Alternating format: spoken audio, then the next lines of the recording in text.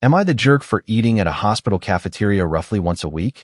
My sister and family are telling me it's wrong. Original post. Okay, hear me out.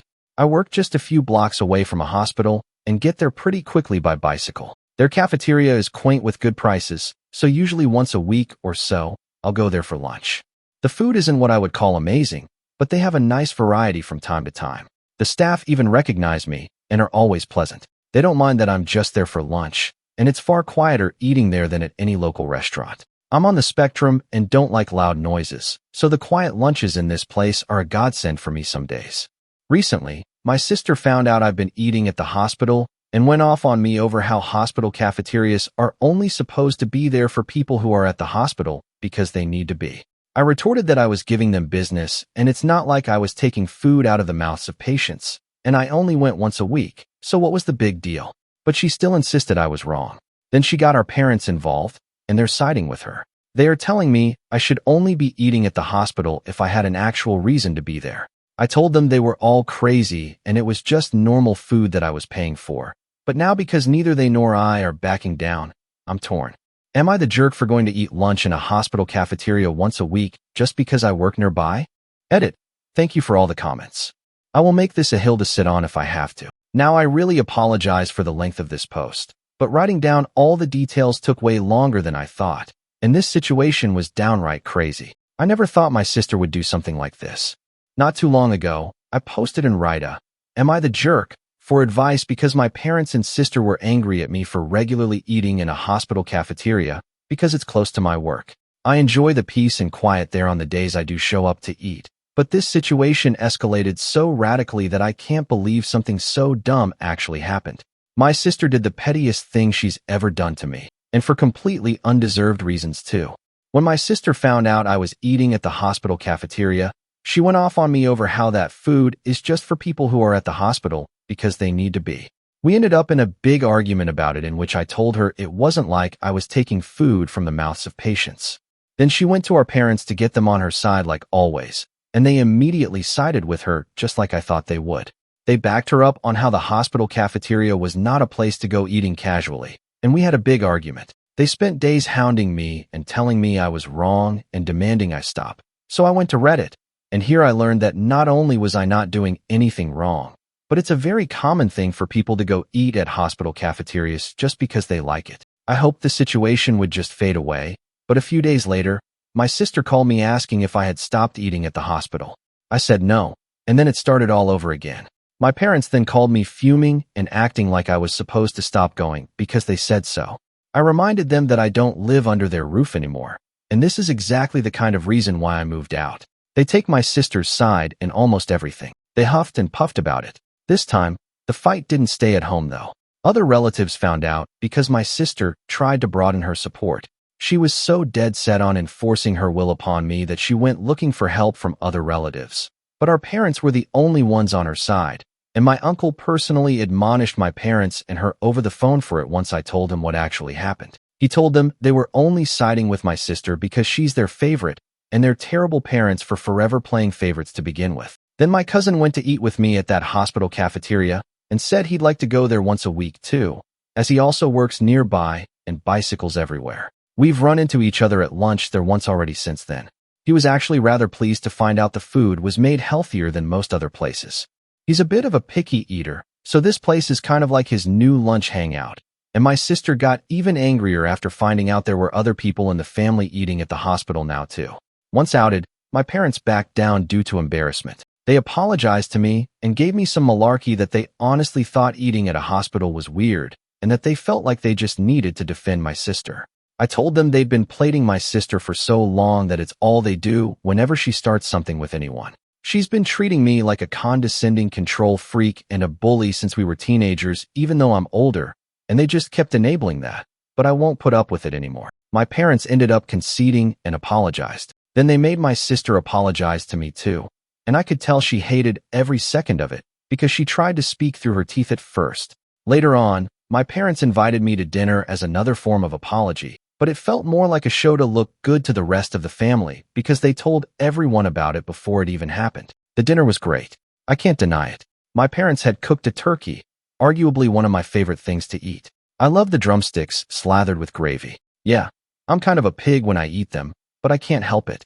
My sister always thought it hilarious and was one of the few things I didn't mind her laughing about, so I thought nothing of why she was so giggly at dinner. Later, after the family dinner, I noticed that my bike was missing. I'd parked it in the backyard out of sight, but it was just gone. I freaked out because it's my only mode of transportation. My parents panicked a bit with me, but my sister seemed just the opposite. She actually looked happy and was still giggling. I immediately suspected her, and she played innocent. She even gave the, "I can't believe you'd think I'd do something like that" line. I already knew she's extremely petty, but this was a whole new level of it for her. So I said that I was going to go over to the neighbor because I know they have cameras and they'd have seen what happened, and then I'd call the cops. My sister suddenly looked panicked, and I got mad and said I knew it was her and demanded my bike back. She started crying and saying she didn't do anything, and our parents were immediately taking her side while scolding me for daring to accuse her. So I had enough and said I was going to the neighbors to ask to check their cameras, and then I'd be calling the police. My sister finally confessed and called me to come back. The looks on our parents' faces after they just defended her were priceless. My sister said she was just so angry at me for having made her apologize for something she still believed she was right about. So she planned to have a couple of her friends come and grab my bike during dinner. She said her friends were in a minivan with it just down the street. She then started saying that I couldn't call the police on her anyway because I'm her big brother. Our parents backed that up too, but I pulled out my phone and started marching outside again. They ran after me with my sister begging and crying for me to stop. I called her a brat, and then I told my parents I couldn't believe they were still defending her when she was acting this way.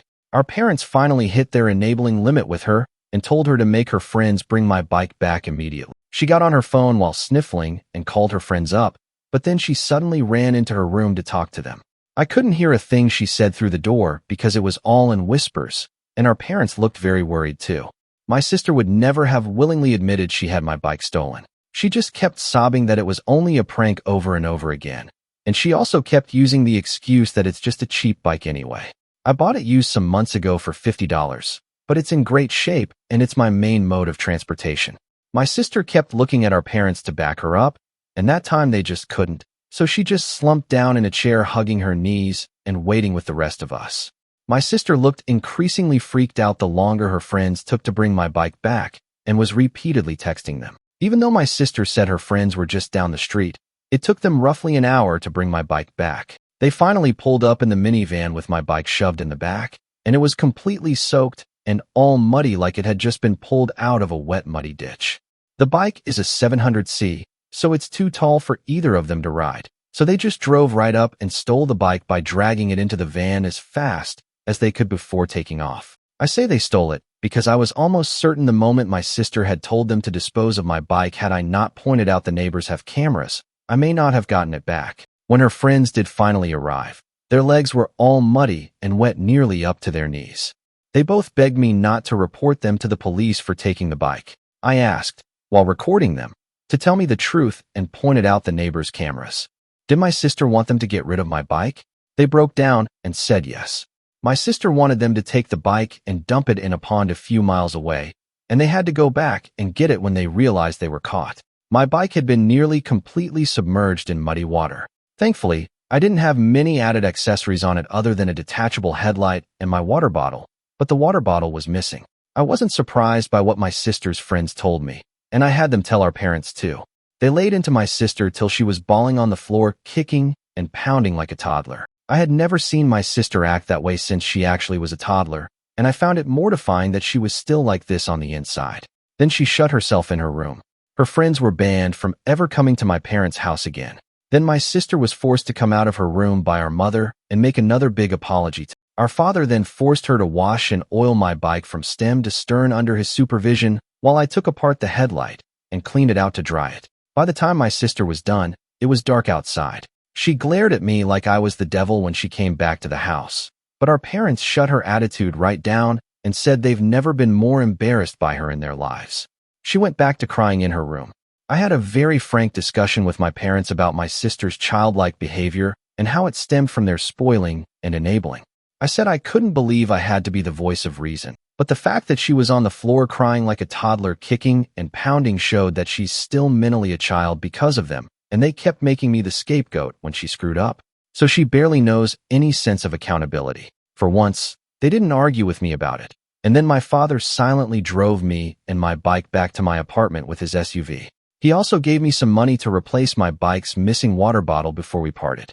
My sister and her clique used to harass me a fair bit whenever we ran into each other. They made fun of me as a group whenever possible, and I usually just ignored them because they bored me, and that really seemed to tick them off. But after the bike incident, I got sent numerous messages from numbers I didn't know cussing me out for making my sister cry over a silly prank.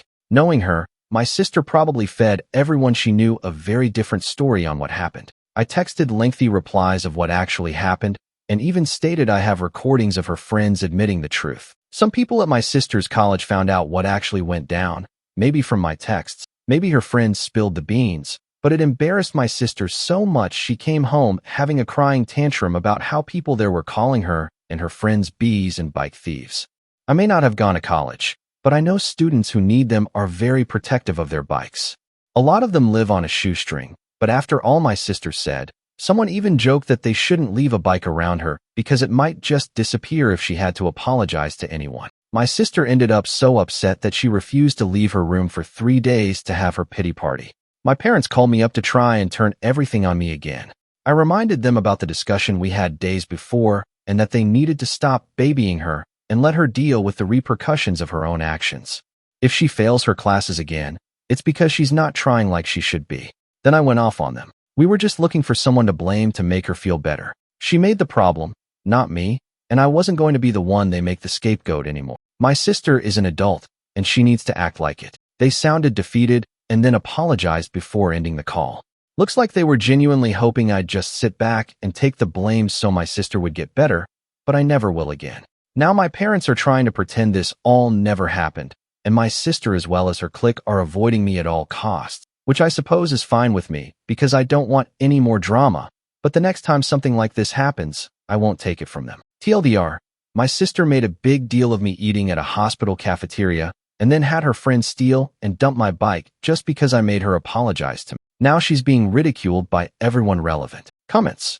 Aquas, I remember your post on AITA. Your sister is that bratty that she would have her friends steal your bike and ruin it just to make a point, and your parents don't see a problem with it. What did the rest of your family say about this?